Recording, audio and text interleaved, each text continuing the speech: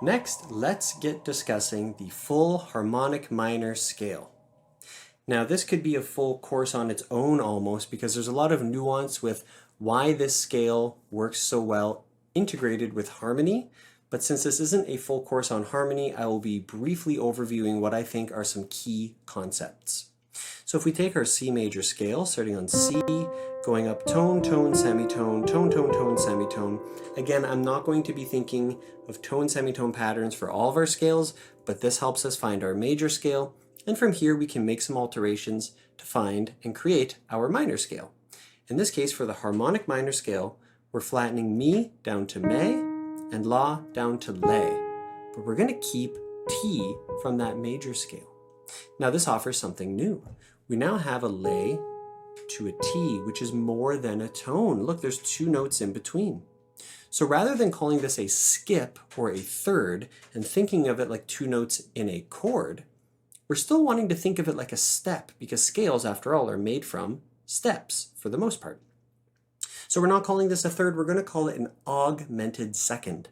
If a semitone is a minor second and a tone is a major second, this sort of tone and a half, we're going to call an augmented second. A big difference between seconds and thirds are the letters that you use.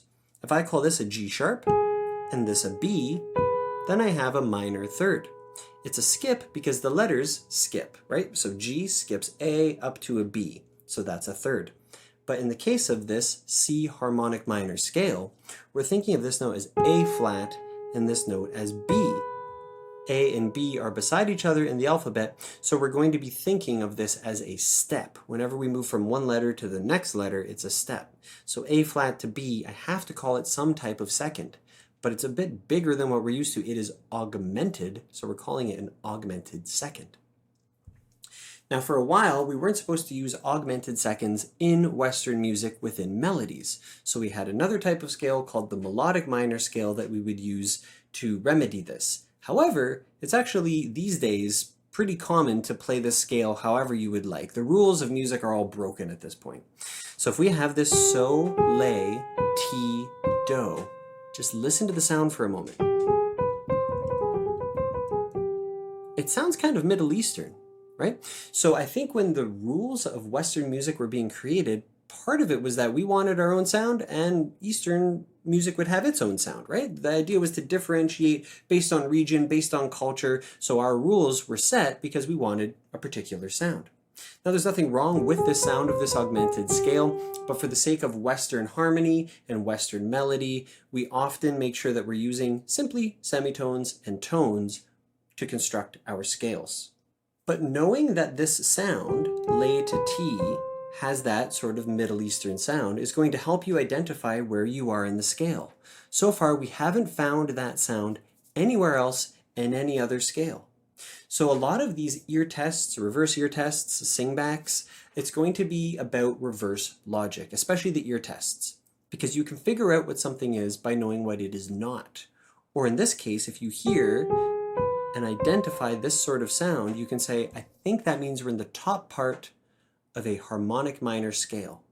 And now you have the region of where you need to be thinking, and then you can sort of hone in more on what the exact solfege syllables are within that particular example. So just to give you that extra little hint, keep in mind the top part of the scale sounds very unique. Lay still pulls to so as its main point of attraction, and T definitely pulls up to do as its main point of attraction. We're still thinking of do, me, so, and this high do as tonal pillars or magnets, points where the other notes, re, fa, lay, and ti, want to pull to.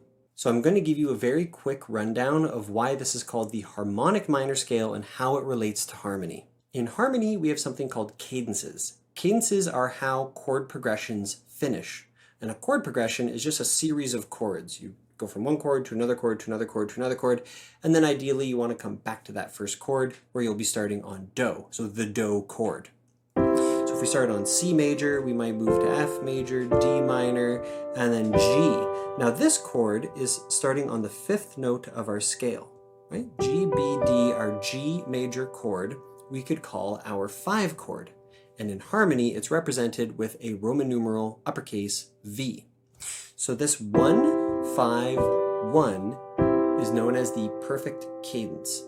And when we're first learning harmony, we learn that 5 has this great attraction down to 1. I think of this like gravity, right? Why are we not doing 2 to 1, starting with something more simple? Well, as a story, that's like saying I woke up in the morning, I went to my neighbor's house, and I came back. The 5 chord is going to Mount Doom and dropping off the ring and taking eagles back to your dough. If you've seen Lord of the Rings, you might know what I'm talking about. But the idea is it's a big journey somewhere and a quite large journey back. So we have this 1, 5, 1 sort of sound. But if we move it to a minor environment, let's just go back to natural minor, where this is our set of notes.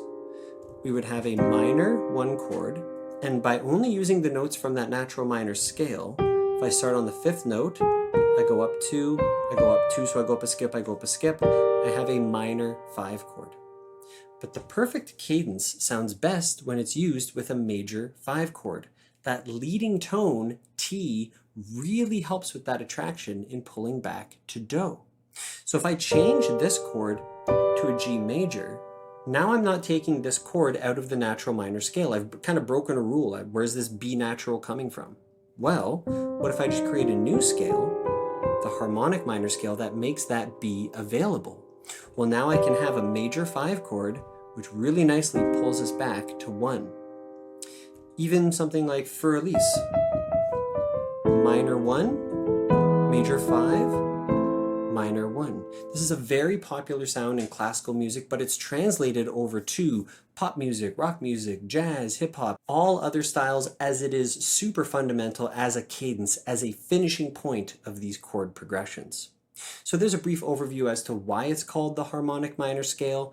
Hopefully that made sense. If some of it doesn't, don't worry too much about it. This is not a class on harmony. I have done lots of classes on chords, chord progressions, and I've gone over this topic in great detail. So if you think that's something that you want to study further, do feel free to check out my courses on chords and chord progressions. There's a level 101, 201, and 301, getting more advanced as you go. That's it for our discussion on the harmonic minor scale. You're now ready to move to the next class. I'll see you there.